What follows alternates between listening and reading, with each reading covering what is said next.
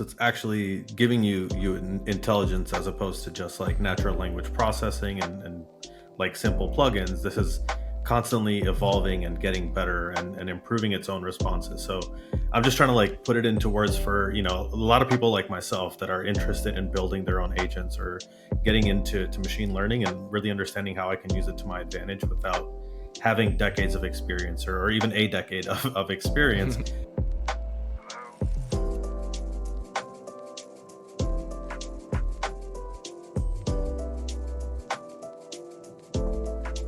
All right, Nick, welcome to the podcast. It's great to have you here, man. How you doing? Good. Thanks for having me. Absolutely. All right, man. So we're gonna kick it off. To start off, do you mind doing a quick introduction of who you are, what you're doing now, and what kind of got your interest in Web3 and what drove you to do what you're doing? Yeah, of course. So I guess getting into sort of Web3 and crypto started back in 2014-ish for me. I was pretty immediately interested in sort of the sort of potential of decentralized technologies, sort of meaningfully redefining power structures in the world, and I think operating as a much more proficient sort of means of coordination for many different functions or facets of society. And what we've been doing with Allora is basically applying a lot of this underlying sort of coordination technology, this decentralized technology, to coordinating intelligence in the world. We can get deeper into that in a minute.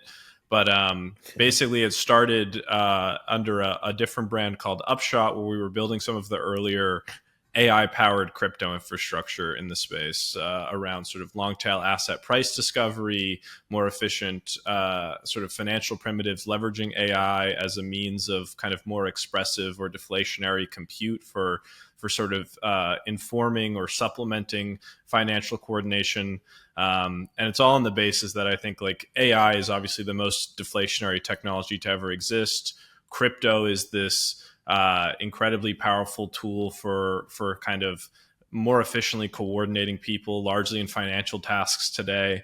And by bringing AI and crypto together, we can create this sort of substrate for the sort of next generation of coordination and moving towards turning more of society into some financially coordinated activity, turning more things into markets that previously weren't able to be instantiated as markets, and in realizing, I guess, like a more optimal society as a function of all of that. Dude, that's a very well-formed answer. I'm gonna have to ask you to simplify it just a little. All right, so let's Sure. start from the beginning. You got interested in crypto or blockchain technology. You said in about 2014. So that's super early in the space. I know I was familiar with Upshot during like the NFT hype. Like instead of going to OpenSea to see what like the floor price is, I could actually like see what value my assets really had, and it was a really cool concept in the beginning. I know it's evolved and changed quite a bit since then. But what was that like entrance into blockchain like? From what I understand, you were in like TradFi. You weren't really in like emerging tech sort of a field. You were really in like the traditional version. And so what really made you gravitate towards blockchain, and how was that transition from like TradFi into this open, decentralized public blockchain technology? Yeah. So before founding Upshot and now Allora, I was leading blockchain development at a company called John Hancock, internationally known as Manulife, but it's one of the larger asset managers and insurance companies in the U.S. and more broadly. And there I was doing blockchain stuff as well, but we were focused on sort of taking the existing sort of operating functions or these sort of fundamental functions of insurance and working on decentralizing a lot of them to leverage blockchain technology in order to create a more like efficient risk hedging environment, essentially. And so we were one of the early enterprises, one of the first enterprises working on kind of public blockchain work, where this was the era of blockchain, not Bitcoin. A bunch of enterprises sort of getting their feet wet in blockchain via kind of private blockchains or private blockchain consortiums. And I think a lot of the benefits of blockchain come from decentralized sets of actors, validators, sort of network participants. And so we were working on a lot of stuff around expanding the scope of risk hedging or insurance to longer tail market categories or risk categories, because when you facilitate coordination via decentralized networks, you cut out a lot of this sort of cumbersome overhead or friction that exists, specifically around having kind of bloated bureaucratic or high administration costs and or administrative costs in centralized insurance companies or sort of bloated bureaucratic organizations. And so a lot of the work we were doing there was around how do we create more efficient risk hedging markets for different risk categories. And then that kind of thematically led into the stuff we're doing now and creating more efficient long tail markets for provisioning different types of resources, essentially. I would not have imagined that like an insurance company would be really looking into blockchain in that sense. But like it sounds like super early adoption in terms of how like institutions were really thinking about blockchain in 2014 versus how they are now. Yeah, so So this was that's really 2018 cool. for the record, but yeah, still Oh, still okay. quite early for institutions. That's, yeah, still pretty early. Yeah. Okay, cool. And then so that led into you coming up with the idea of Upshot, which was like more of a decentralized value, like pricing assets, basically, right? Like based on information. Like how did that idea come about, and what was it like to transition that into what we now know as Allora? Yeah, so when we first started Upshot, we were actually focused on a bit more of a kind of nebulous or academic problem around sort of subjective consensus mechanism design. How do we build mechanisms such that disparate sort of networks of participants can reach consensus on the resolutions to subjective questions? And this is like a broadly applicable kind of problem. You could kind of categorize this as the Oracle problem, but I think it sort of goes beyond that to some degree as well. And so as we were sort of building out that, we were looking at sort of product categories or market categories to come to market with. And this was in the very early days of NFTs. This was late 2020, early 21. And NFTs and other long tail assets sort of suffer from this problem of market inefficiency. They don't change hands very often. They aren't very liquid asset classes. And so the open market, it has a tough time sort of pricing them on its own just via transfers of ownership as you price assets in market settings. And so we had this idea that what if we were able to sort of value long tail assets like NFTs on a more kind of real time basis via initially via sort of groups of appraisers or asset valuators to produce asset prices and update asset prices at a more frequent cadence than them just changing hands in the open market.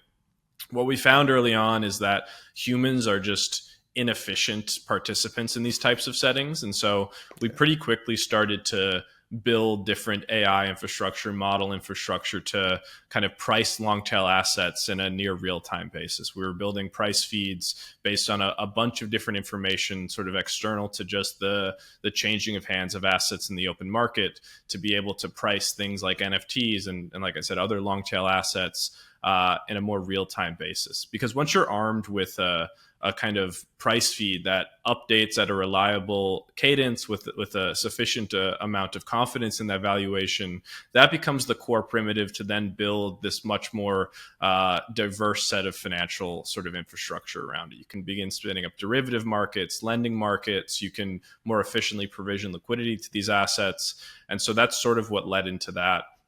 And then as we were kind of building out that infrastructure, first in asset price discovery and then in some of the derivative financial infrastructure tied to long tail assets, this kind of core problem in AI became very apparent to us, in that a single firm building this kind of verticalized stack of the modeling infrastructure and the kind of downstream products that are required to then capture value from those things doesn't have the kind of capacity to expand horizontally very effectively into new domains, new types of assets, new types of financial infrastructure, et cetera.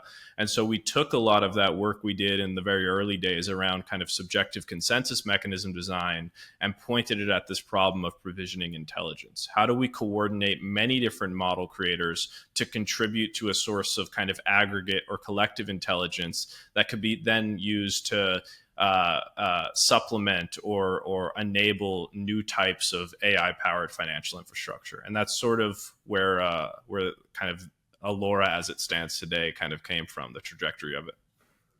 Dude, that's So you saw like the value you were building with Upshot was more broadly applicable. You just it's much harder to scale when you're trying to do it by yourself or as like one organization. And so now what can you explain a little bit more about how Allora solves that problem? How does it open up this marketplace to more developers, more people building their own ML models? Why would I trust using Allora versus using like an LLM that I currently use to build an agent? How does plugging in Allora and the different models that are available help me or help my agent or help this new ecosystem that's currently being built? Because we're seeing new agents and new ways of making automated things happen left and right. But generally, we're all aware of like the handful of LLMs, like the popular models that people are using for 90+% of these things on the back end. Can you talk a little bit about how Allora changes that landscape and what it allows people to do? For sure, yeah. So I guess just starting fundamentally, what Allora basically does is it aims to create this like abstraction layer for AI or this aggregation layer for AI by coordinating models around different shared objectives, different shared ML problems that they can collectively optimize. And so you can specify, say, in sort of price discovery or price prediction use cases, an asset pair that you would like to predict the price of, and the sort of rubric or the scoring rules or evaluation rules that will be applied to that. And then this underlying network of model creators or models are all contributing to this kind of collective optimization of producing the best price prediction as part of the collective, as opposed to applications or developers needing to connect to a specific model themselves. And so it sort of shifts this paradigm of AI from developers or applications needing to constantly be surveying this rapidly changing landscape of models and determining themselves what is the best model for my given use case or my given domain, and then hook up to that model and then constantly be reassessing again this rapidly changing landscape, to a more kind of objective centric paradigm of interacting with AI, whereby they just specify what they want AI to do well for their given application or their use case. And then this market environment that's sort of hyper optimized for provisioning the best intelligence from the sort of totality of market participants to produce the kind of like best AI output as a function of that. And so it's a means of stitching together the outputs from many different models to create these more performant, more accurate, et cetera, kind of aggregate AI streams, and also enabling users or developers to plug into AI via this abstraction layer versus kind of interacting with models themselves. And what you get from this kind of optimized market environment is a more kind of rapidly changing or rapidly progressing sort of performance in the AI, as well as this kind of like fundamentally more efficient means for the model creators participating in the network to capture value from any insight or innovation they have on the modeling side. And so it's really just kind of an optimized market for provisioning the best machine intelligence that can exist.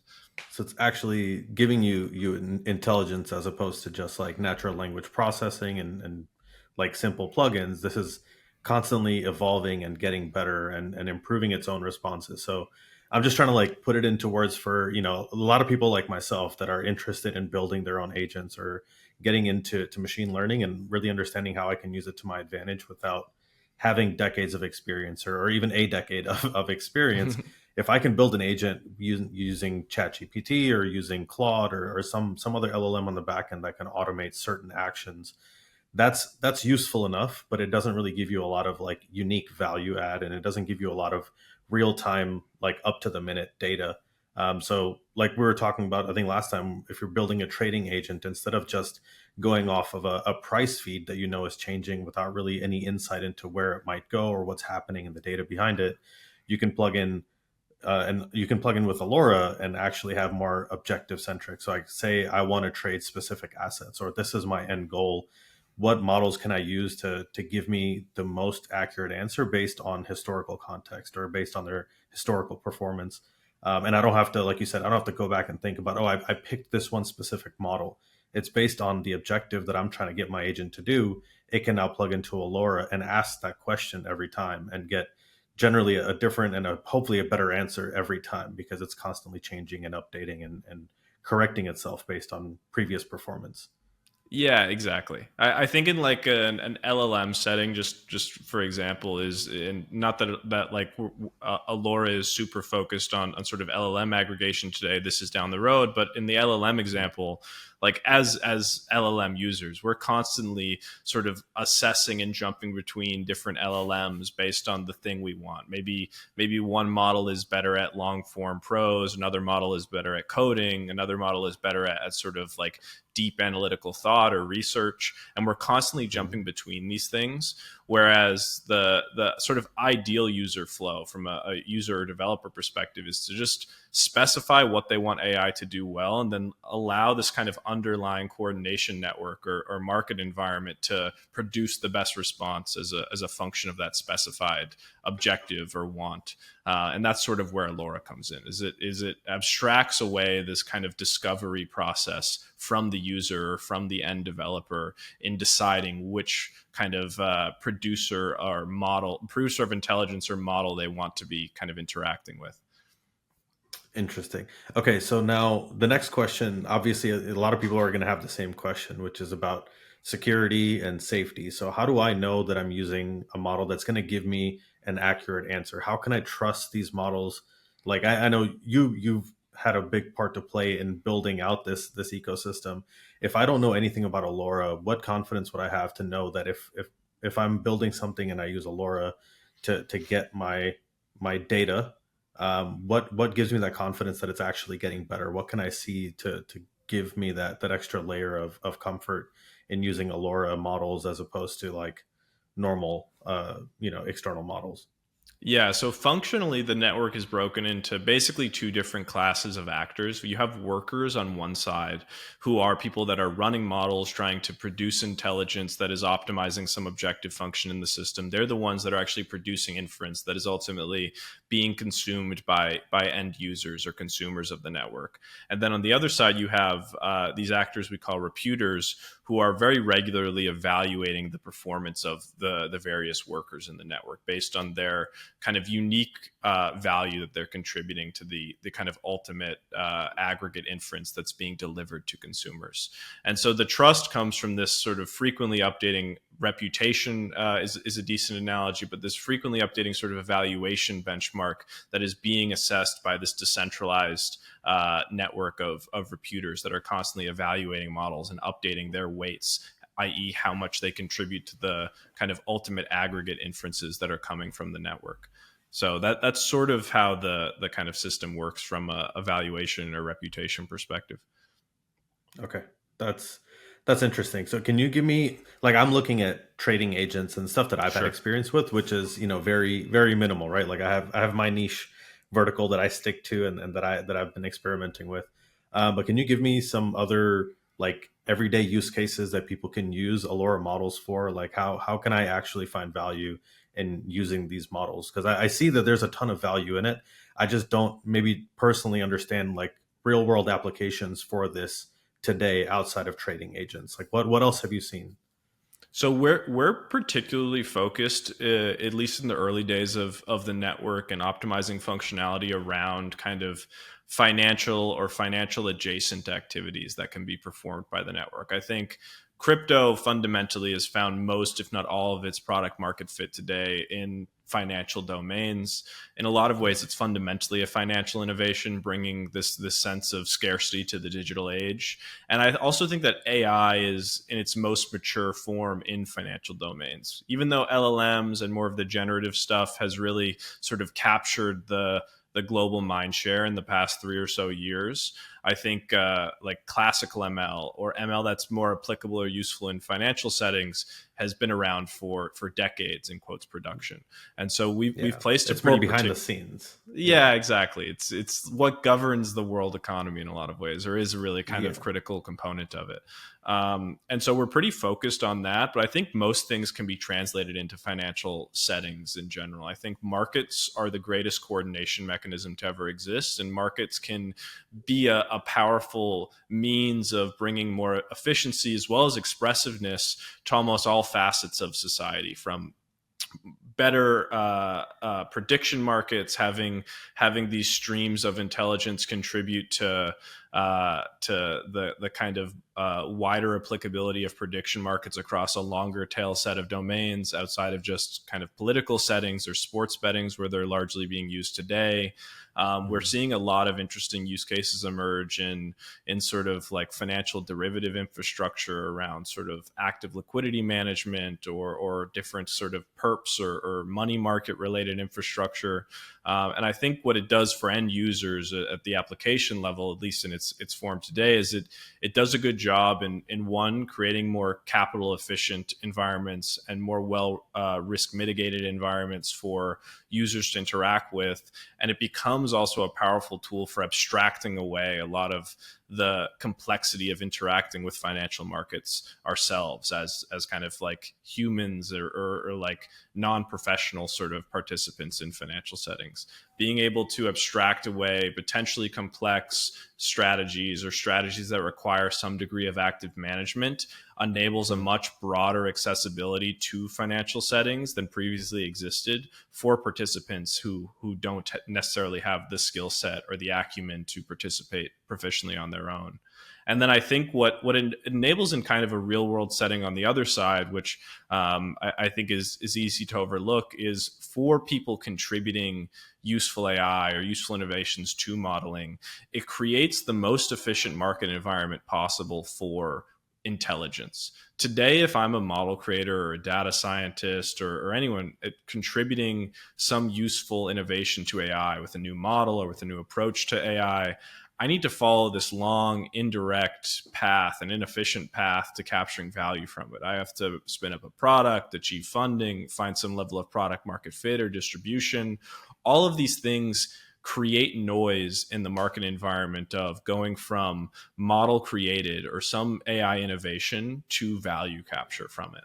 And just as Bitcoin did something similar for energy markets and creating the shortest path possible for people to have who have access to excess energy to capturing value from it. What the network does is it creates the shortest path possible from someone having some innovation or useful insight in the domain of AI to capturing value from it, which widens the accessibility of contributing usefully to the sort of global state of the art AI to a much broader population that currently exists, and significantly expedites the sort of the rate of innovation and progress that AI can exhibit as well, just as a function of it being a more efficient market for provisioning intelligence.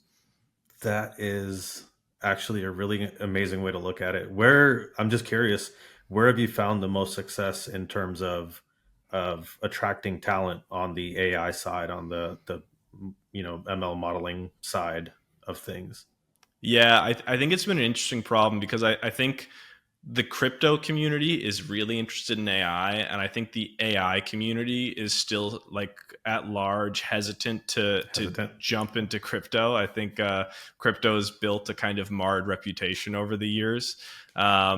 But what we found is that a lot of these data scientists or ML engineers who are sort of actively contributing to platforms like Kaggle or sharing sort of insights on platforms like Hugging Face are like quite excited about being able to then turn a lot of their work that is largely altruistic or based on sort of intellectual curiosity into tangible value in a more direct means.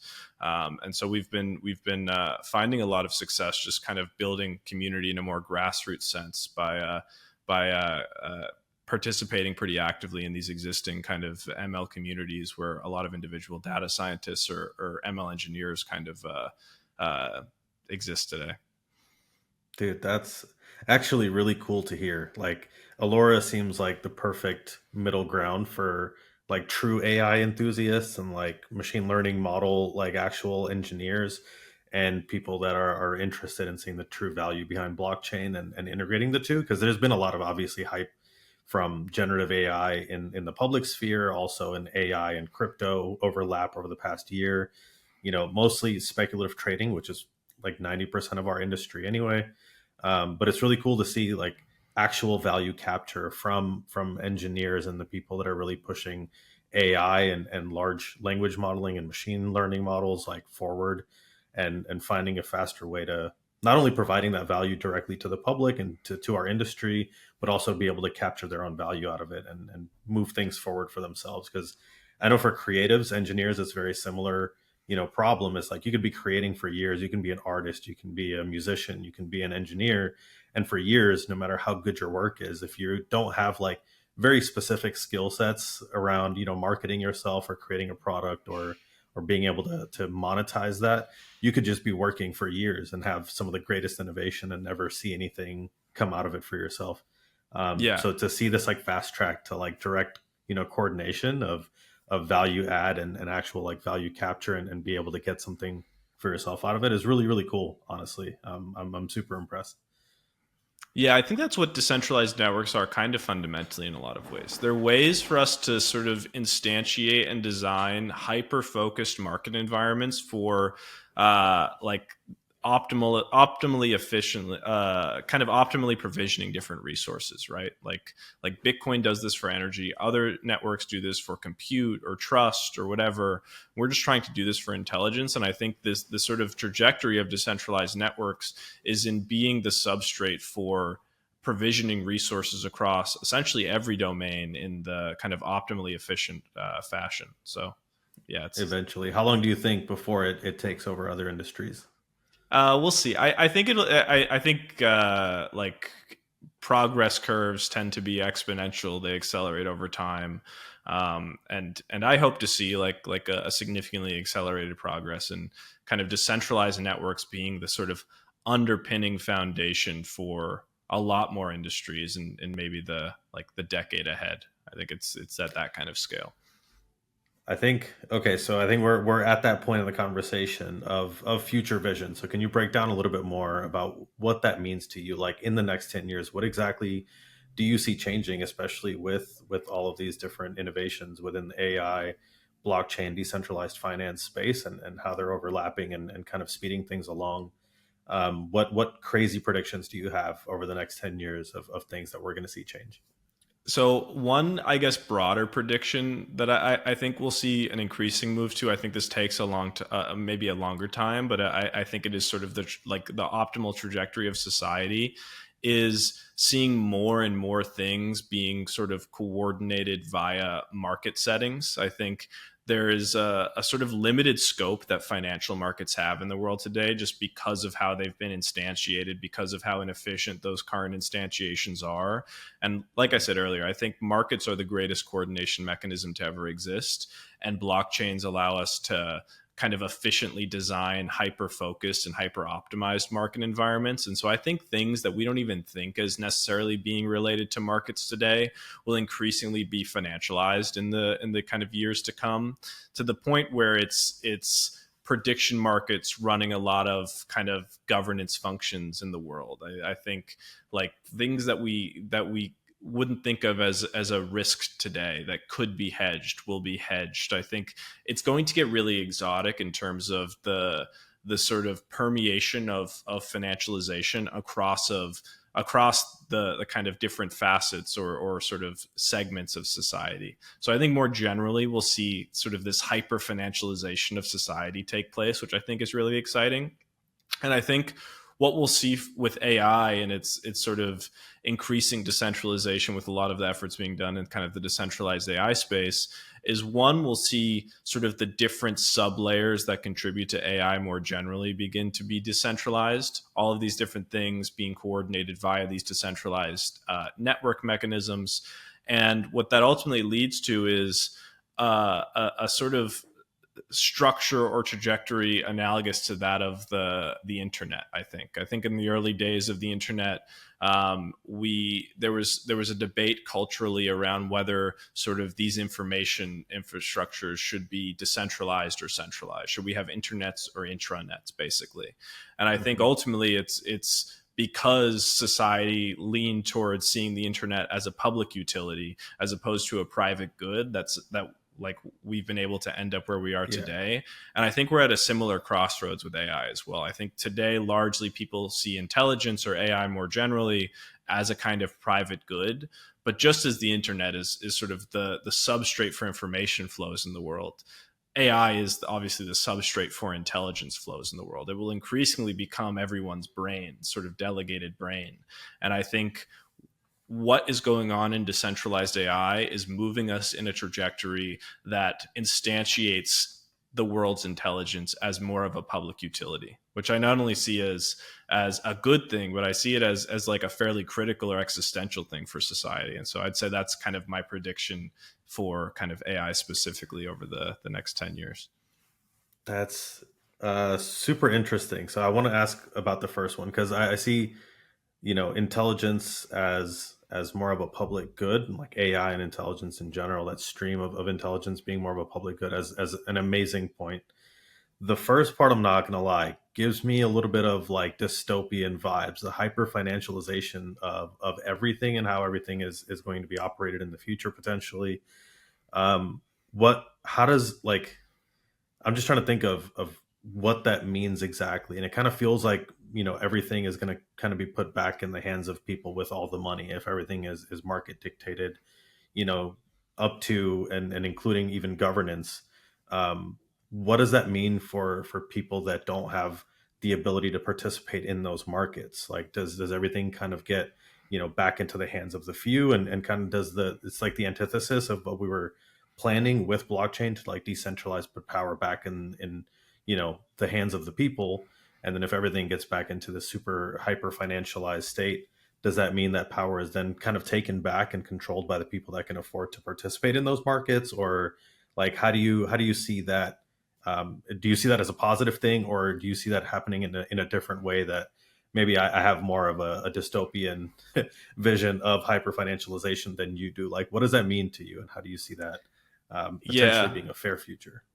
Yeah, so I think like most of the world today is coordinated and influenced by the people with the most money. I just think the underlying coordination mechanisms in which they're operating in and the sort of like environment that they're participating in is harder to sort of fight back against manipulation of like the sort of like I guess like potentially malicious actors, depending on your perspective. You know, voting Mm. is largely governed by who has the most dollars. It's just voting doesn't have an inherent mechanism to fight back against the people that are doing bad with where they're putting their dollars. Not as efficient as markets anyway. I think the nice thing about financialization, the nice thing about markets as a means of coordination is if someone is pushing the price of something in a sort of in quotes incorrect direction, and someone has some asymmetric information that tells themselves and soon the broader market that that is the wrong price for something, there is an increasing incentive the more attempted manipulation or the more sort of misplaced allocation of capital for them to correct that.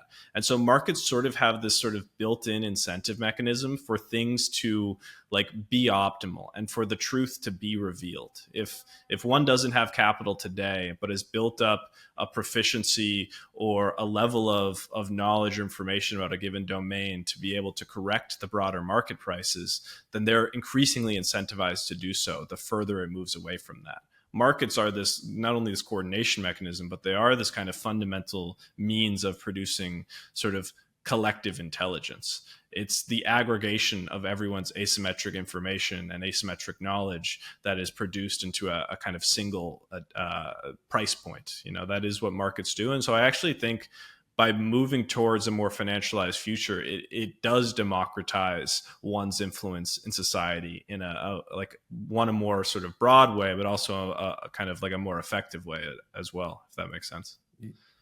Yeah, no, that actually does make a lot of sense. Like it's a little bit of a layer of transparency into seeing how things are actually moving, and like you said, financial markets do kind of have that self incentivization of like we want things should be running as optimally as possible. So like even if that manipulation may work for a short time to a certain extent, it does kind of correct itself, which I guess makes a lot more sense. Kind of pulls me back from that dystopian vision of the future.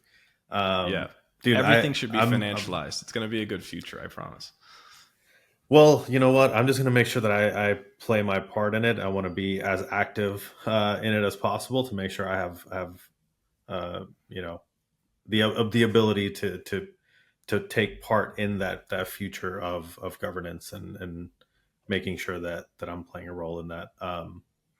Yeah, I've never really thought about hyperfinancialization as much as I have like just listening to you. My brain is going off and having fireworks, and I'm like, I gotta really look into. Is there any books or any content that you recommend reading to be able to learn more about like this potential future, that the direction that we're headed in with hyperfinancialization and Nothing comes to mind. I think like a useful instantiation of what this could look like, and like pretty specifically seeing some of its merits. I found anyway to be in prediction markets. I think prediction markets are obviously like hyper specific markets. They're specific to an event over a given time period. And so I find it easier to reason about sort of the merits of financialization in the context of like a narrower problem space that is inherent to prediction markets as a means of, or as sort of a glimpse into the merit or the benefits of using markets as a means of revealing collective information and collectively coordinating decisions than maybe the kind of the noisier, broader markets that exist or that people think of when they think of financial markets today. okay.